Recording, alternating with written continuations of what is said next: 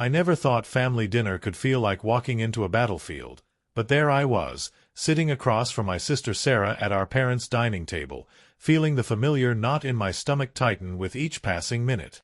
Sarah had just finished her latest monologue about her promotion to senior marketing director at some tech startup I'd never heard of. The way she spoke, you'd think she'd single-handedly revolutionized the entire industry.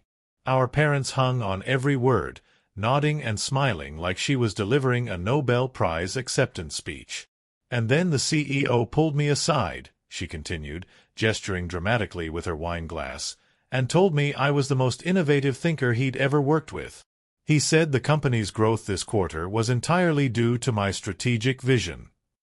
I took a sip of water and tried to focus on my plate, but I could feel her eyes on me, waiting for my reaction. This was how it always went. Sarah would dominate the conversation with her achievements, and I was expected to play the role of the impressed younger brother, showering her with praise and admiration. "That's wonderful, sweetheart," Mom said, beaming with pride. "Isn't that amazing, David?" I looked up and forced a smile. "Yeah, it's great." But Sarah wasn't satisfied with my lukewarm response. She leaned forward, her perfectly manicured nails tapping against the table. "You don't sound very enthusiastic, little brother. Is everything okay?" The condescending tone in her voice when she called me little brother made my jaw clench. I was 28 years old, only 2 years younger than her, but she still treated me like I was 12. "I'm fine," I said, keeping my voice steady.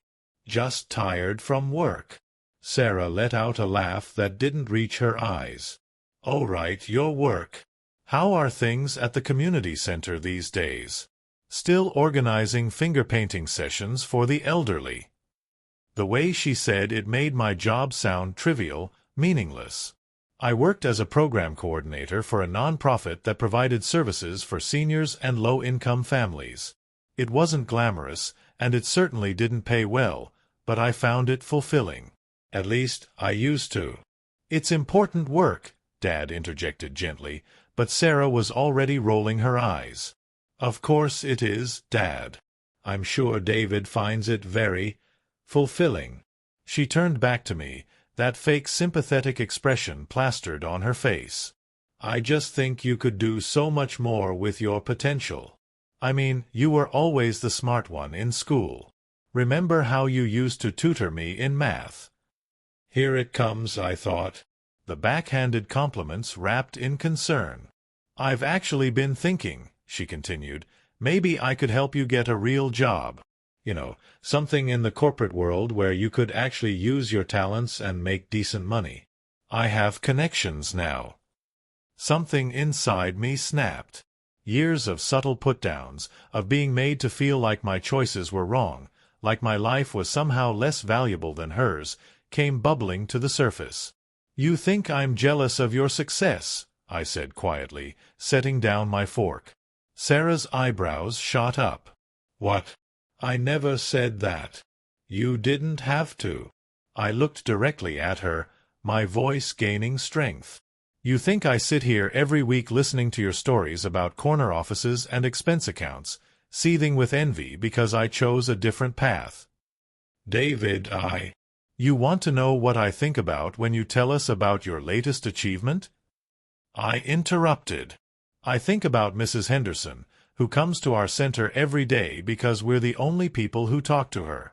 I think about the kids in our after-school program who finally feel safe somewhere. I think about the family whose utilities I helped keep on last month." Sarah's mouth opened, but no words came out. "You measure success in salary figures and job titles," I continued, my voice steady but firm. "I measure it in lives touched, in problems solved, in moments when someone who felt invisible finally feels seen. You think your CEO's praise means everything? Last week, a 16-year-old girl told me our program saved her life. Which one of us is really making a difference?" The silence that followed was deafening. Sarah stared at me, her face cycling through emotions I couldn't quite read. Shock, maybe. Hurt. Something that might have been understanding. "I'm not jealous of your success, Sarah," I said finally. "I'm disappointed that you can't see mine." She didn't say another word for the rest of the evening, and for the first time in years I felt truly proud of who I had chosen to become.